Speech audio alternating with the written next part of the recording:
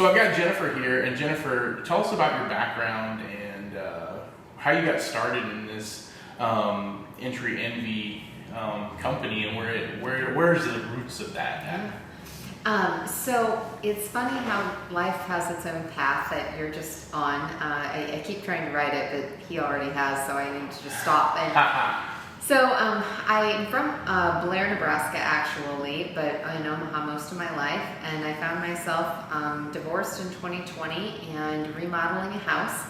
And I've always have been very handy, never afraid of picking up power tools. And I had remodeled my house about 1,800 hours of sweat equity. It was almost all the way done, and I realized that the outside of the house now needed to be updated, and I was out of time, energy, and money, but I wanted to impact curb appeal.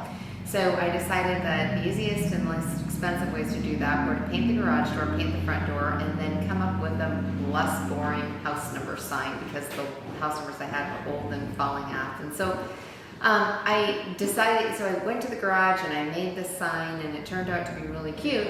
But updating that little planter box with fresh, not fresh, but faux fresh seasonal decor was inconvenient. I worked full time. I didn't have time to go to the craft store once a month and get all the stuff that goes in it.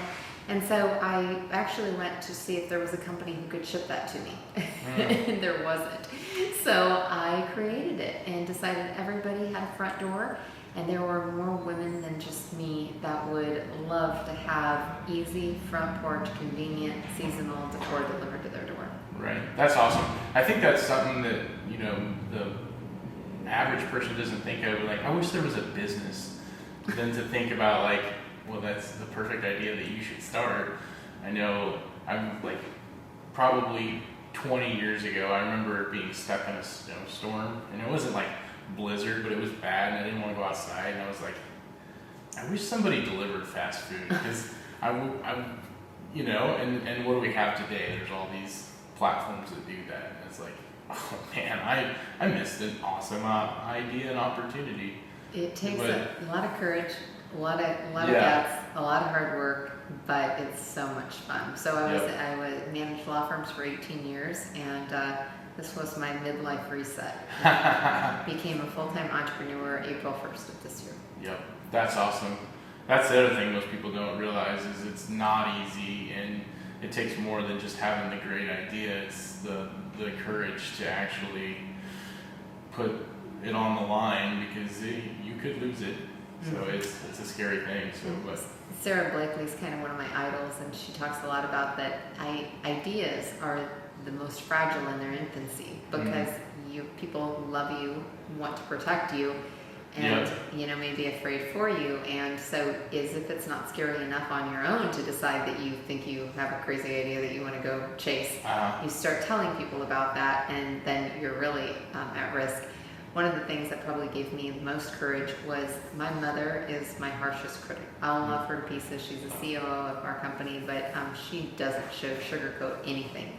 And I told her, she was the first person I told this idea to, and I'd never started a business before. And when I told her very, very timidly, I'm like, Mom, I kind of came up with something. And she told me that she thought it was a good idea. Wow. It was like, oh, well, I guess I'm going to have to do this. The good thing was that she happened to be retiring at the same time, and has helped me with the company. That's awesome. That's great.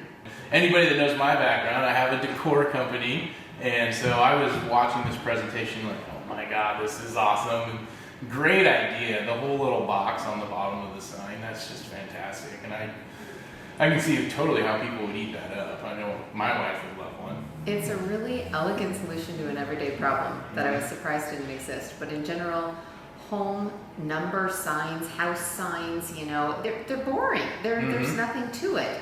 And I got tired of all the wreaths and storing all of the stuff. And so it's like, how is there a way to be able to make an identifiable home entry sign with decor? And can somebody deliver that to my door? Yeah, and so they got to come to your website every time they want to change it, right? Well, no. Actually, all they do is go to entryenvy.com, pick their subscription. They can choose modern, traditional, or masculine. They can choose if they want it every month or if they want it once a quarter, so they would only get seasonal. And it's done. It's going to be, they can manage their own subscription online, but it's going to come to their door until they choose otherwise. Awesome, that's great. And so, what is your typical customer? Is there a niche you're falling into, or? I would say that the largest group of women that we have are, say, somewhere around the vicinity of 45 to 55, but that can plus or minus easily 10 to 15 years.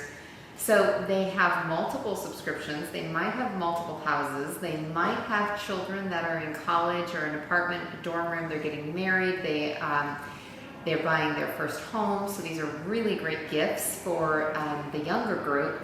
But they also have moms or dads in assisted living facilities, and what else do you get them when they're 85 or 90 and don't need anything? And so this is that monthly reminder that comes to their door that says somebody lives here, somebody cares, somebody's loved.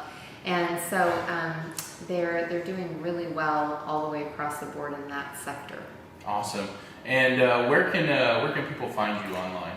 EntryNV.com. And then all of our social media is entry_NV. So anywhere you social words. And I think I heard you're rocking the TikTok.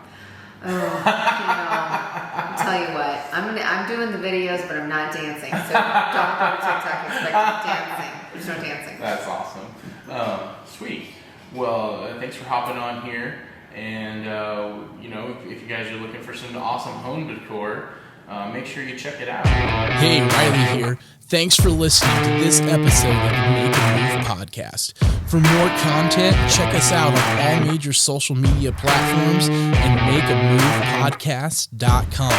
Until next time, get off your butt and make a move.